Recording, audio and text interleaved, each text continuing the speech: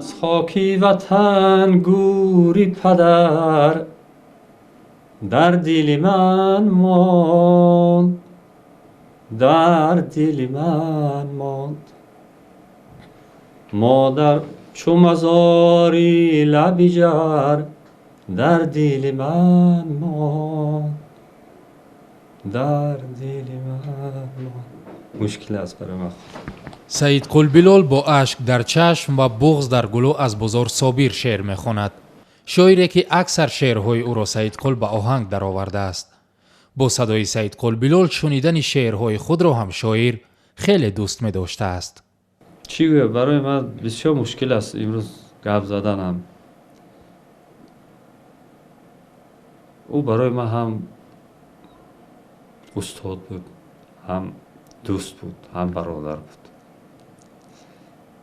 و گفتی خودش من نمیگویم که او از دار دنیا رفته است، جای او در دیده بود اکنون به دلها رفته است. گریسته گریسته من همین آهنگ آفریدگی.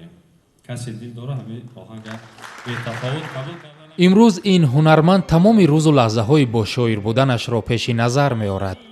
پیوند این دو ایجادکار به حد نزدیک بوده است که ضمن بازگشتش از امریکا بزرگ صابر یک مدت با او زندگی کرده است. وقتی که استاد از امریکا سال 2013 آمد، در چند جا یک بیگاهی خواب کرد و من گفتم که معقول نشد به حوالی من آمدن. در همونجا 15 روز زندگی کردن و یک روز میگد که حوالیت بسیار مخواند، بسیار معقول، خمریا بسیار خوب میخوانند، نیکی یک چیز نمیرسد حوالیت. چی بود است؟ چستک، کو چستک در قشلاق همین نمیرسد برای زیبایی حوالی شما. گفتم یک آدمی همین دل صافی وی بوده آخه چی همون قشلاق با تمام بودش و یک دهقان شاعر هم میگفتند. بزرگ صابر سال 2013 بعد 25 سال غربت با دعوت پرزیدنت به وطن برگشت. موقع و اندیشه های سیاسی 13 سال پیش او را به مهاجرت برد و مقیم امریکا کرد. بزرگی که امروز پیر و جوان چون یک شاعر وطنسرا و در تصویر به همتا میشناسند، در یاد نسل چون یک چهره سیاسی و مبارز خواهد ماند. بزرگ صابر واقعا یکی از سرآمدان نهضت آزادیخواهی، سرآمدان نهضت دموکراتیک کنانی جامعه و استقلال خواهی و پشتیبانی زبان فارسی تاجیکی در تاجیکستان است. احمدشاه کاملزاده یکی از همصفان او در دوره‌های اول استقلالیت از بزرگ به عنوان یک وکیل عدالت پرور و آزاداندیش یاد می‌کند.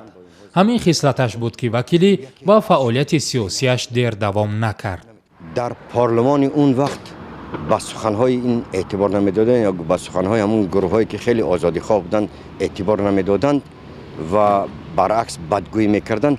برخلاف همین ها بود که اون از پارلمان دست کشید و از مندت دپوتاتی دست کشید و از پارلمان تاجیکستان خارج شد. این هم از روحیه خیلی آزادیخواهی او درنگ میدهد. وگرنه امروز ما کسی را میتونیم پیدا کنیم که مثلا به عنوان یک دپوتات یا نماینده بتواند که برای کدام یک نارضایت خود مندت دپوتاتیشو بگذارد و از او کنار برود.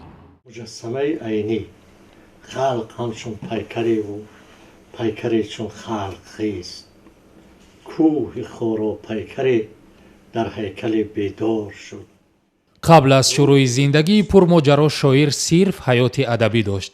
تربیه ادیبان جوان و نوقلم به دوش او بود. مسئولیتی مدیریتی بخش نظمی همین مجله ملی صدای شرق رو عهده‌دار بودن.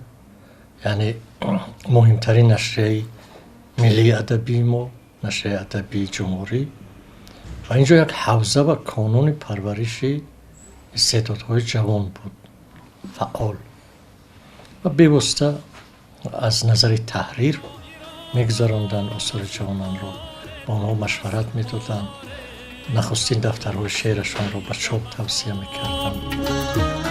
بلخ با مولوی بلخی اگر روم گرفت، کرد یومگان دره را ناصر خسرو یونان شاعران را مسپارید نبوسیده به خاک.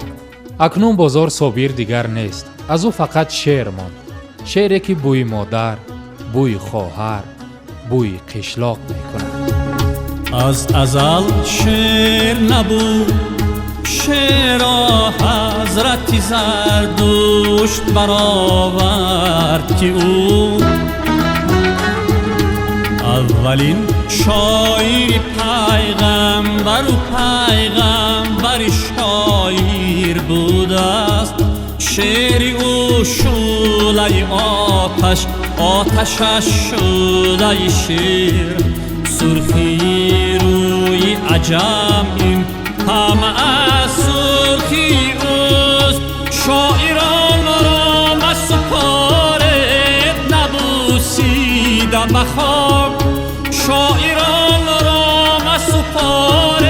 مسپارید نبوسیده به خاک.